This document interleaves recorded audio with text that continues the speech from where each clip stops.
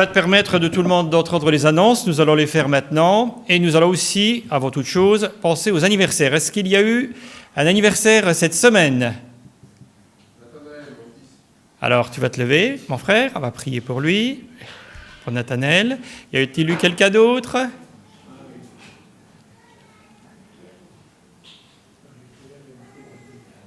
Marie-Pierre et Marie-Gabrielle. Donc, Nathanaël, Marie-Pierre et Marie-Gabrielle. Alors, nous allons les remettre entre les mains du Seigneur. Seigneur, merci pour cette année supplémentaire que tu as donnée à nos trois amis. Nous te remettons Nathanaël, que ta grâce soit sur lui, là où il se trouve, que tu puisses le bénir, Seigneur, et l'accompagner. Nous pensons à notre sœur Marie-Pierre et à Marie-Gabrielle, nous te les remettons toutes les deux, là où elles sont, Seigneur. Merci, Seigneur, parce que tu as les yeux fixés sur tes enfants. Et que, Seigneur, ce qui leur arrive, Seigneur, tu as les yeux toujours sur eux afin de les protéger, en quelque circonstances que ce soit. Aussi, tu connais chacun, Seigneur, et nous pouvons te les remettre en toute confiance, Seigneur, sachant que ta grâce va se manifester et que tu vas les bénir. Amen. Alors, je vous invite à suivre les annonces. Je vais demander à notre sœur d'envoyer donc le diaporama. Alors, ça vient. Voilà. Alors, voici le programme de la semaine. Lundi 23 janvier, l'équipe se retrouvera afin de prendre des décisions pour l'avenir et le planning. Le mardi 24, il y aura donc pour les membres baptisés une réunion spéciale où tous les membres baptisés donc sont conviés ici à 20h15. Le jeudi 26, notre réunion d'évangélisation ici à 20h15. Et dimanche 29, notre culte dominical ici à la rue des Hirondelles à 9h30. Et à cette occasion, nous honorons d'une manière particulière notre sœur Jeanne Ilzenkop, qui est notre doyenne avec ses 96 printemps. Alors, prochainement, qu'est-ce qu'il y aura? Eh bien, rien du tout. On ne sait pas encore parce qu'on se retrouve lundi. Je suis un petit peu gêné de vous le dire, mais bon, rien pour l'instant. Mais le Seigneur soit béni. Nous nous retrouvons lundi. Nous prendrons donc les décisions pour le planning et on vous mettra au courant de toutes ces choses-là. Voilà, je vous remercie pour votre attention.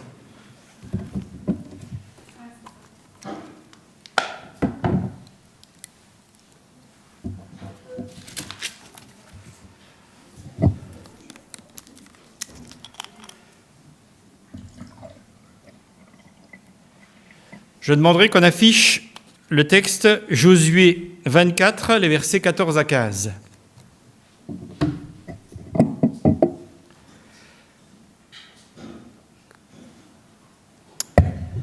Maintenant, craignez l'Éternel et servez-le avec intégrité et fidélité. Faites disparaître les dieux qu'ont servi vos pères de l'autre côté du fleuve et en Égypte, et servez l'Éternel. Et si vous ne trouvez pas bon de servir l'Éternel, choisissez aujourd'hui qui vous voulez servir. Ou les dieux que servaient vos pères au-delà du fleuve, ou les dieux des Amoréens, dans les pays desquels vous habitez. Moi et ma maison, nous servirons l'Éternel.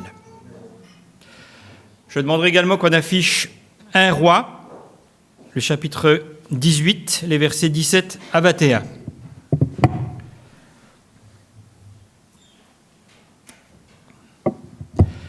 À peine Akab aperçut-il Élie qui lui dit « Est-ce toi qui jettes le trouble en Israël ?» Élie répondit « Je ne trouble point Israël, c'est toi au contraire et la maison de ton père, puisque vous avez abandonné les commandements de l'Éternel et que vous êtes allés auprès des Baals.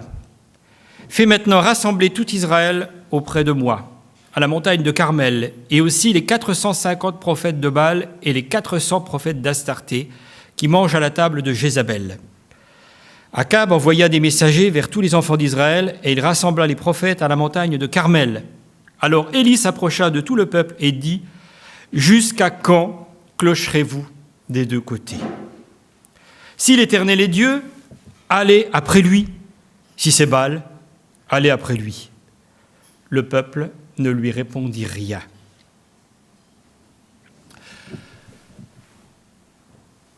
Je dois vous demander pardon. Je dois vous demander pardon parce que, durant l'année 2016, je me suis relâché. Ça a été une année terrible pour moi, aussi bien au niveau de ma santé qu'au niveau des combats que je mène contre l'ennemi, contre ma propre chair. Mais c'était une année affligeante. Et pendant cette année, j'ai baissé ma garde. Pendant cette année, je n'ai pas fait le choix de choisir l'Éternel complètement. J'ai essayé de me tenir entre les deux chemins. Les marins disent louvoyer. C'est une manière de naviguer qui fait qu'on va à gauche, à droite. On n'est jamais vraiment dans une bonne direction. Et parce que j'ai louvoyé, j'ai cru que je pourrais m'en sortir. Je croyais être maître de mon destin. Comme ce peuple qui était convoqué par Élie, je pensais que je pouvais continuer ma petite vie tranquille, venir à l'église, apporter des messages, lire ma Bible, prier, parler en langue, être rempli du Saint-Esprit et que tout se passerait bien. À la fin de l'année, il devint évident que je devais prendre une décision radicale. Lorsque vous avez une petite maladie aujourd'hui, on a tendance à minimiser. On vous encouragera à prendre du sirop, à mettre un petit peu de pommade, mais de temps en temps, il faut avoir recours à une opération radicale. Choisir qui nous devons servir. Et grâce à l'assistance d'une sœur en Christ qui est ici présente, j'ai pu faire ce pas. J'ai compris que je ne pouvais pas continuer à marcher et à clocher des deux côtés. Et j'ai retrouvé, le jour-là, la paix qui avait quitté mon cœur pendant des mois. Et je vous invite, ce matin, à faire le bon choix, à prendre la bonne décision, à ne pas clocher des deux côtés, mais à vous abandonner entre les mains du Seigneur. Il vaut la peine. Il vaut la peine de suivre sa route. Vous ne serez jamais déçus. Si nous marchons et nous cherchons tout simplement à faire ce qui nous plaît, nous pourrons trouver des excuses. Nous pourrons trouver des alibis. Mais nous ne serons jamais heureux. Nous ne serons jamais bénis parce que nous ne serons pas pleinement dans les chemins du Seigneur. Mais si nous abandonnons tout entre les mains de notre Dieu, nous avons cette assurance, c'est que le Seigneur va nous bénir, va nous remplir et nous faire déborder. La parole de Dieu nous donne ce passage qui m'a toujours émerveillé. Je mettrai dans ta coupe une mesure serrée, secouée, une mesure qui déborde. Je suis venu pour que les brebis aient la vie et qu'elle l'ait avec abondance. Le Seigneur n'est pas venu nous donner quelque chose ce matin de manière partielle. Aujourd'hui, en tant qu'hommes, nous voyons les choses de manière partielle. Et Paul le dit qu'aujourd'hui, nous sommes incomplets. Notre visage n'est reflété comme au travers d'un miroir. Mais bientôt, nous avons l'assurance que la vision du Seigneur nous donnera de le voir tel qu'il est et de voir toutes choses telles qu'elles le sont. Aujourd'hui, le Seigneur a pour nous un projet de bénédiction et de construction. Alors que Satan voulait nous détruire, alors que Satan voulait nous écarter, Jésus nous a accueillis. Et ce matin, ça va être la substance de ce message que j'ai reçu. Ce message est né au travers d'une question que j'ai entendue souvent et qui a été récurrente et que j'ai entendue souvent répétée autour de moi, aussi bien dans l'Église qu'en dehors de l'Église. Pourquoi est-ce qu'il existe dans ce monde des situations qui font dire aux gens, si Dieu existait, de pareilles choses ne se passeraient point? Alors, selon les déclarations de ces personnes, j'essaye un petit peu de traduire, d'interpréter comment les gens le disent, Dieu devrait intervenir pour empêcher l'homme de pratiquer ce que, selon eux, considèrent comme quelque chose de mauvais. Alors, généralement, ce sont les meurtres et les vols, les viols, la torture, le racisme et toutes ces choses-là. Par contre, en aucun cas, Dieu ne devrait intervenir dans leur vie pour les mensonges, les adultères, les téléchargements illégaux, les vols, les petits vols comme ci, de côté. En aucun cas, le Seigneur devrait intervenir là-dessus. Mais par contre, il devrait intervenir sur ces grosses choses. C'est normal. Moi, le Seigneur, je n'ai rien à me reprocher devant lui, se disant. Combien de personnes ont cette audace de dire, moi, quand je serai mort, je lui dirai à lui, je lui parlerai et je me justifierai. Qui peut se justifier devant le Seigneur? Qui peut contester contre le roi des rois. Il nous appartient de nous interroger quand même sur cette question. Pourquoi tant de choses arrivent et pourquoi y a-t-il tant de malheurs, tant de problèmes? Vous-même, vous êtes comme moi, vous regardez soit les informations, soit le journal, soit sur Internet, soit MSN, soit tout ce que vous voyez, tous les médias qui existent aujourd'hui, et ils sont nombreux, et vous voyez des choses qui sont révoltantes. Alors certaines choses ont été inventées de toutes pièces et ont été mises en place un petit peu pour créer le buzz, mais il y a des événements vraiment terribles qui arrivent et qui nous révoltent, qui nous disent « mais pourquoi de telles choses arrivent ?» Et la parole de Dieu nous donne un enseignement à ce sujet-là, qu'il nous appartient de lire et de comprendre. L'homme a été créé à l'image de Dieu, lit-on dans les premières pages de la Bible. Quand il est question d'une image, il n'est bien sûr pas question d'une image physique, même s'il est dit quelquefois que Dieu, il est parlé des oreilles de Dieu, il est parlé du nez, des yeux de Dieu, de tout ça, de la prunelle des yeux de Dieu. Il s'agit évidemment d'une image. On appelle ça, excusez-moi d'utiliser un terme barbare, un anthropomorphisme, c'est-à-dire un terme qui est fait pour désigner de la même manière Dieu et l'homme, afin de nous permettre de le comprendre. Mais, lorsque Dieu nous dit que nous sommes faits à son image, c'est qu'il nous a bâtis de la même manière qu'il a été bâti lui-même, en 3 parties. Nous savons, la parole de Dieu nous dit que notre Dieu est Père, qu'il est Fils et qu'il est Esprit. Nous trouvons beaucoup de passages, déjà dans l'Ancien Testament, où Dieu parle de lui au pluriel, où il est dit « Saint, Saint, Saint est le Seigneur », où des tas de passages nous montrent que Dieu est 3 parties. On voit qu'Abraham a rencontré Dieu, il était en 3 personnes. Et lorsque les 2 anges sont partis, qui représentaient la personne de Dieu, il est resté en présence de la parole de Dieu. Dans le Nouveau Testament, nous lisons aussi beaucoup de passages, et je pourrais les donner pour toutes les personnes qui désirent le savoir, où Dieu est désigné sous le terme de Père, Fils et Saint-Esprit. De la même manière, nous sommes 3 parties. Nous avons eu des enseignements de notre frère Henri Viomura qui nous a un peu plus parlé en détail dans ce domaine-là, mais nous sommes corps, âme et esprit. Mais ces 3 espèces que je cite sont exactement la même personne. L'âme représentant nos sentiments, le corps représentant le véhicule dans lequel se trouve notre âme, et l'esprit représentant cette partie qui nous permet d'être en contact avec notre Seigneur, notre Dieu. L'homme est donc une création particulière de Dieu, différente de ce que peuvent être les animaux et même les anges. Alors je sais qu'aujourd'hui, lorsque vous lisez les liens sociaux, lorsque vous lisez les pages Facebook, souvent, vous avez des personnes qui mettent des choses comme l'animal fait partie de ma famille, et si tu es d'accord avec moi, dis j'aime. Alors, je comprends parfaitement qu'on aime un animal, et j'aime beaucoup moi-même les animaux. Seulement, les animaux, tout aimant qu'ils puissent être, tout adorable qu'ils puissent être, excusez l'expression, n'en sont néanmoins très différents de nous. En ce que, contrairement à nous, ils n'ont pas cette conscience de la divinité et cette conscience de la relation qu'ils peuvent avoir avec Dieu. Dans Genèse 1, verset 26, il est dit « Puis Dieu dit, faisons l'homme à notre image, selon notre ressemblance, et qu'il domine sur les poissons de la mer, les oiseaux du ciel, sur le bétail et sur toute la terre, et sur tous les reptiles qui rampent sur la terre. » L'homme est donc différent des animaux, il a été mis en domination sur eux, il se nourrit d'eux. Je suis désolé pour ceux qui sont végétariens ou végans, mais manifestement, ces doctrines ne sont pas issues de la parole de Dieu. Manifestement, nous voyons que ce sont des religions orientales, que ce sont des religions qui sont à l'opposé de l'Évangile, qu'on trouve ces dénominations et ces enseignements. Rappelons un végétarien célèbre, Adolf Hitler. Rappelons beaucoup de personnes qui, quelque part, avaient professé cet enseignement et qui étaient loin du Seigneur.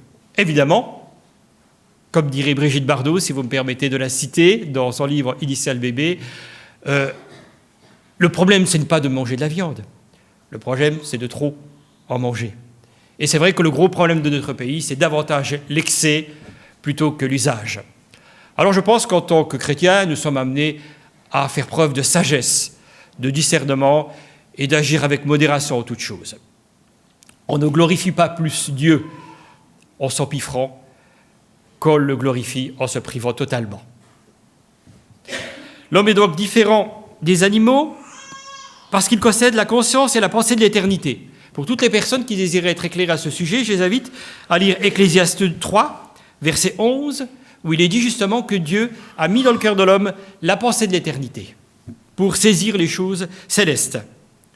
Alors, nous le disons, l'homme est tripartite, il est corps, âme et esprit. Nous lisons ça dans 1 Thessaloniciens 5 au verset 23. Alors que les animaux, la Bible nous dit, ne sont que des âmes vivantes, des êtres vivants, selon l'hébreu nefesh, et donc nous trouvons le même mot en grec qui se dit soma. Non, pardon, soma c'est corps, psyché. Donc ce sont des mots qui désignent tout simplement la partie qui représente notre personnalité, notre caractère, et qui est immatérielle et qui fait partie de nous-mêmes. Même si l'homme possède des instincts animaux, on lit dans 1 Corinthiens 2, verset 14, l'homme animal ou l'homme naturel, ces derniers instincts ont été donnés pour la préservation de l'espèce humaine et n'aident pas l'homme à s'approcher du Seigneur. Et si nous approchons du Seigneur, nous nous approchons en dépit de nos instincts et non pas grâce à eux. Nous sommes appelés, et nous avons reçu cet enseignement, à crucifier la chair et ses passions. Nous lisons ça dans Galates 5, verset 24. Ce qui ne veut pas dire ne maltraiter notre corps, ce qui ne veut pas dire nous comporter de manière comme se comporter les ermites, se retirer du monde, ne manger presque rien et vivre dans la pauvreté. Ça consiste tout simplement à laisser de côté toutes les passions qui font la guerre à notre âme. Et il y en a. La colère, l'animosité, la jalousie, l'envie, toutes ces choses qui se multiplient dans le cœur de l'homme aujourd'hui, nous sommes amenés à les remettre et à les crucifier, les remettant sur la croix afin qu'elles disparaissent. Alors bien sûr, crucifier la chair, ça ne veut pas dire que nous allons être parfaits tout de suite, ni même que nous serons parfaits pendant que nous serons sur cette terre. Mais nous avons le désir de tendre vers la perfection de Dieu, de rechercher la face de Dieu. Ce n'est pas parce qu'on ne peut pas atteindre la perfection de notre vivant qu'il faut nous laisser aller vers la perfection. Nous sommes appelés au contraire à rechercher la face de Dieu chaque jour. Chaque jour, lorsque nous nous levons, nous sommes appelés à nous placer sous le sang et le regard du Seigneur et à rechercher sa volonté. Qu'y a-t-il de plus beau pour un disciple que de faire quelque chose qui plaît à son Seigneur? Ne ressentez-vous pas, lorsque vous faites la volonté de Dieu, cette joie qui est en vous, qui irradie de la part du Saint-Esprit et qui vous montre que là, le Père est en train de se réjouir de ce que vous vivez? Je ne parle pas d'une loi que nous devons appliquer. Nous sommes incapables, tous autant que nous soyons, d'appliquer pleinement la loi de Dieu. S'il était possible, disait Paul, que la loi puisse amener à la perfection, alors le salut serait venu vraiment par la loi.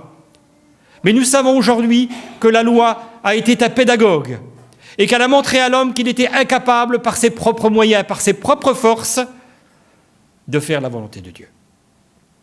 Une seule chose nous permet de faire la volonté de Dieu, c'est de nous abandonner entre les mains de notre Seigneur. C'est de rechercher chaque jour, à chaque heure, la face de notre Seigneur. Quand il est dit « priez sans cesse », il est clair que Paul ne voulait pas dire que nous devons être 24 heures sur 24 dans un état de prière concentré comme ça. Nous avons nos occupations, nous devons travailler, nous devons vivre, nous avons des rapports avec les gens, mais nous pouvons prier intérieurement. Nous pouvons demander au Seigneur « Seigneur, conduis-moi, bénis-moi ». Lorsque je travaille sur ma table de travail, je fais un travail qui est assez basique, j'emballe des objets, ça peut être aussi bien une petite enveloppe que ça peut être une grosse palette, mais pendant que je fais ces choses-là, je chante, je loue le Seigneur et je parle en langue. Et je suis en communion avec le Seigneur, parce que le Seigneur est présent chaque fois où une personne ouvre son cœur, quelle que soit sa disposition. Quoi que vous fassiez, faites-le pour le Seigneur. Recherchons la face de Dieu, recherchons à faire ce qui lui plaît. Nous pouvons donc vivre une vie sainte en dépit du fait que nous vivons dans une chair imparfaite, parce que nous avons été justifiés. Ce qui veut dire que nous n'étions pas justes, mais que le nom de Jésus nous a revêtus d'une robe blanche, ce qui fait que le Seigneur nous voit maintenant parfaits. Il nous appartient de croire et de faire confiance au Seigneur, de nous reposer en lui, de savoir qu'il a gravé notre nom dans le livre de vie. Ce n'est pas moi qui ai gagné mon salut. Ce n'est pas moi qui ai fait l'acte qui m'a sauvé. Mais néanmoins, j'ai fait quelque chose que vous avez fait, pour la plupart, qui vous différencie des animaux et des anges. J'ai fait un choix. J'ai choisi. Si ce choix a peu de portée d'un point de vue humain du terme, face à Dieu, il a une portée immense. Jusqu'à quand clocherez-vous des deux côtés? Choisissez aujourd'hui qui vous voulez servir. Nous trouvons dans l'Ancien Testament, aussi bien que dans le Nouveau Testament, des tas de passages qui nous encouragent à nous déterminer.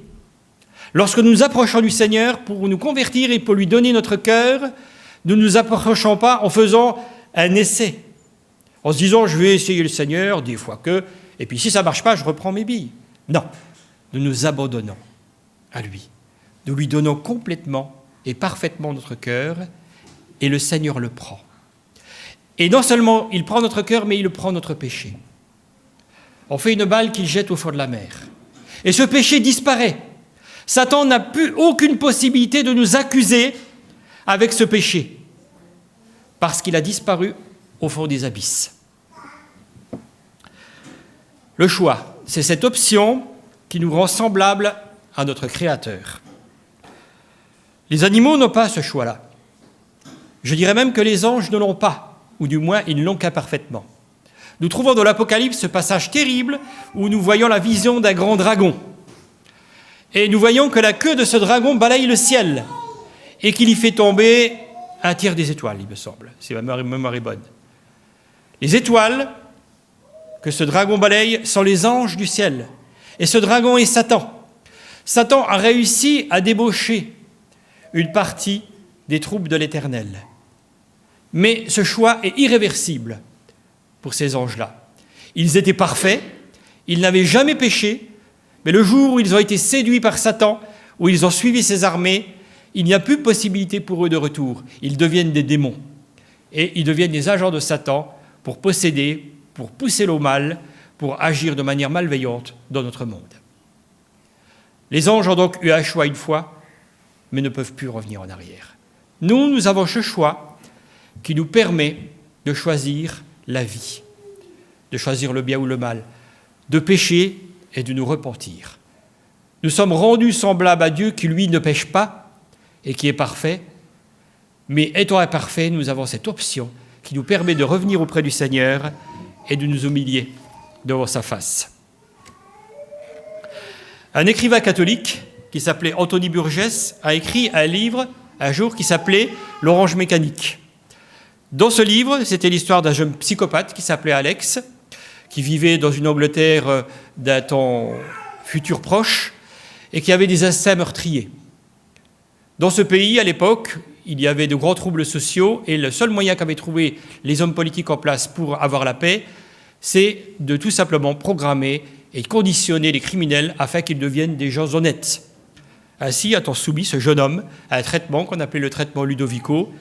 Et cet homme, profondément mauvais, profondément corrompu à l'intérieur, est devenu bon par obligation.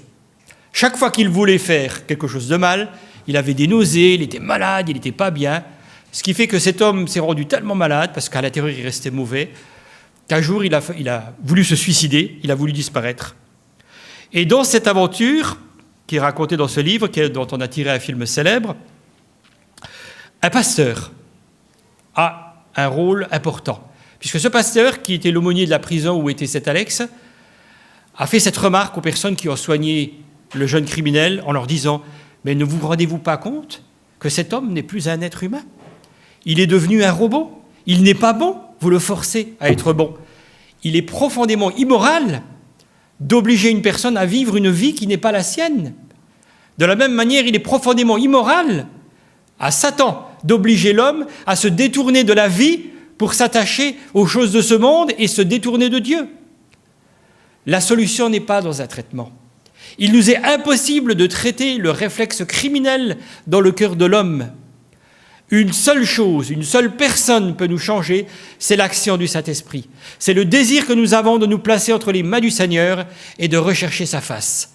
Ainsi, nous pouvons parfaitement vivre la vie de Dieu et devenir non pas parfait, non pas juste, mais justifié aux yeux de Dieu.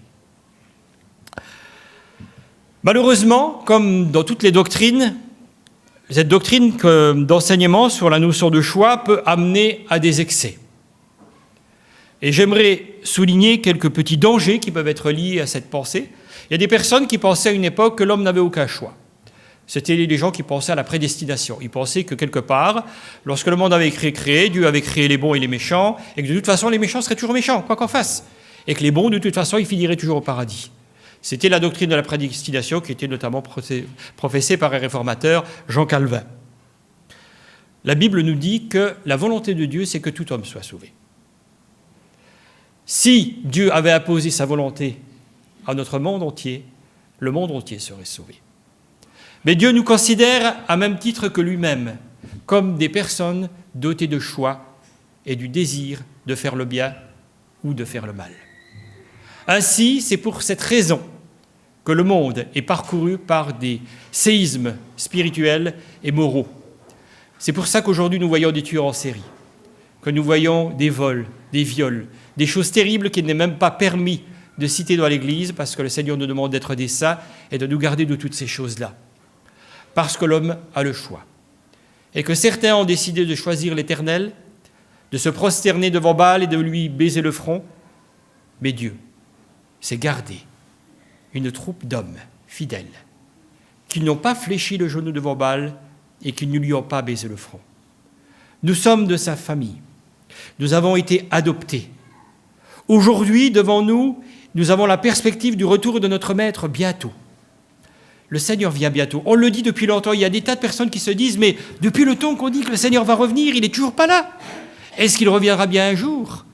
Je suis certain qu'en Palestine, lorsque Jésus est né, il y avait des gens qui se disaient « Mais ce Messie dont il est question dans l'Ancien Testament, dans la parole de Dieu, qui est-il ? Où est-il » Et certainement beaucoup de personnes ont repris leurs activités en disant « Il ne viendra pas. » Mais Jésus est né.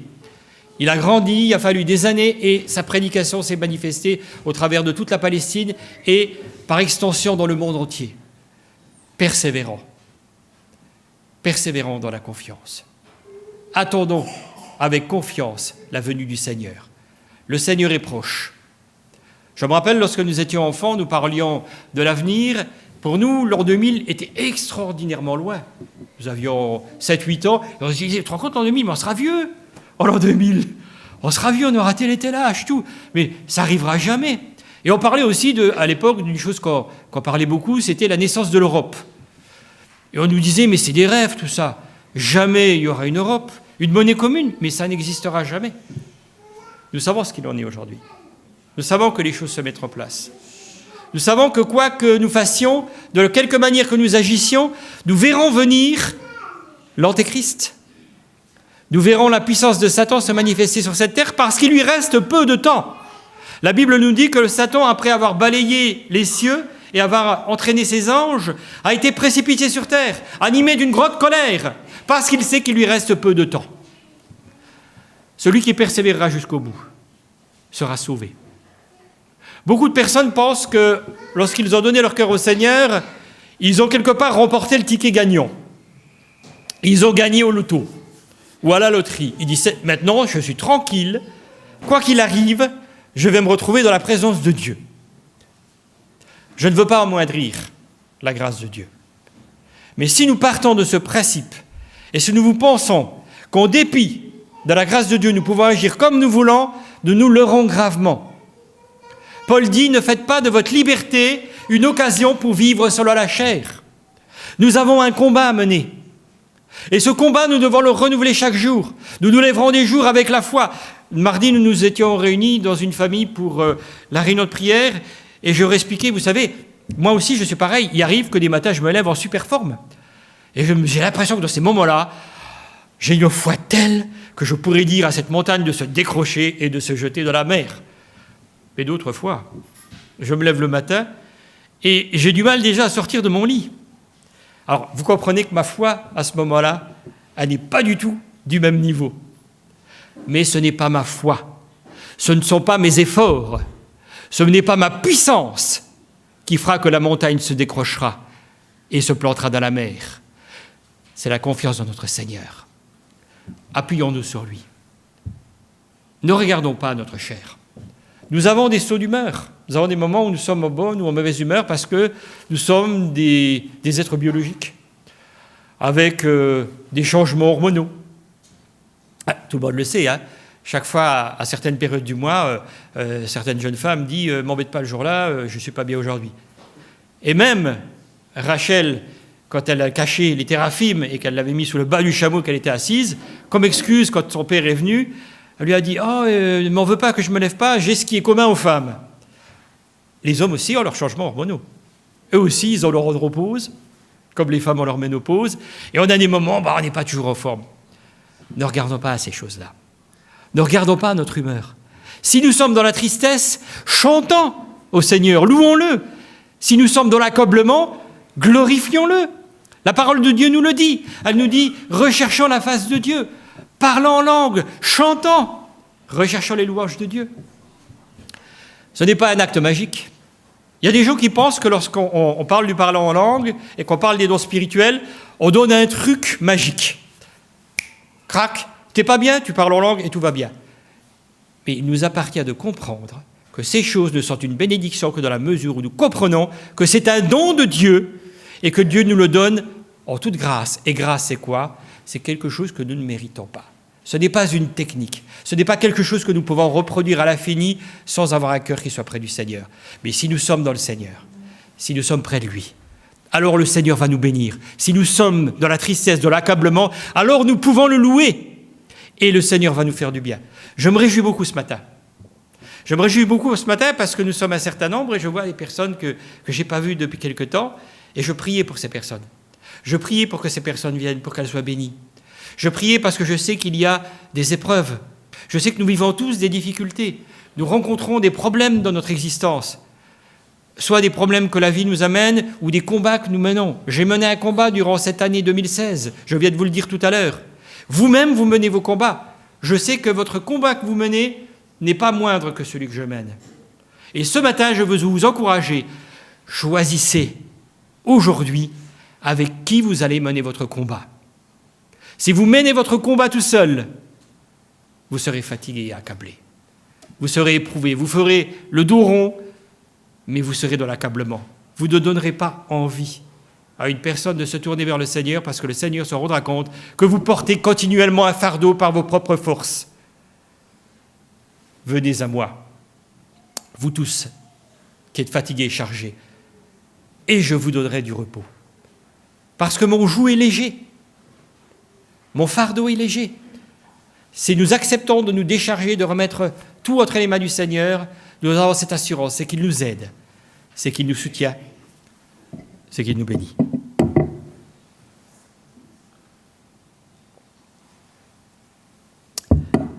L'illusion que peut nous donner cet enseignement concernant le choix, c'est le fait de croire que nous avons de la liberté finalement, que nous sommes libres.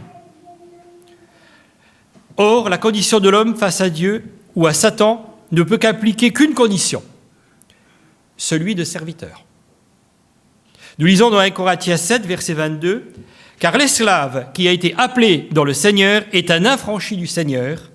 De même, l'homme libre qui t'est appelé est un esclave de Christ. » Alors évidemment, le terme esclave peut nous choquer. « Ouais, mais esclave, tu te rends pas compte, c'est pas cool, moi j'ai envie d'être libre et tout et tout. » Qu'est-ce que nous préférons ?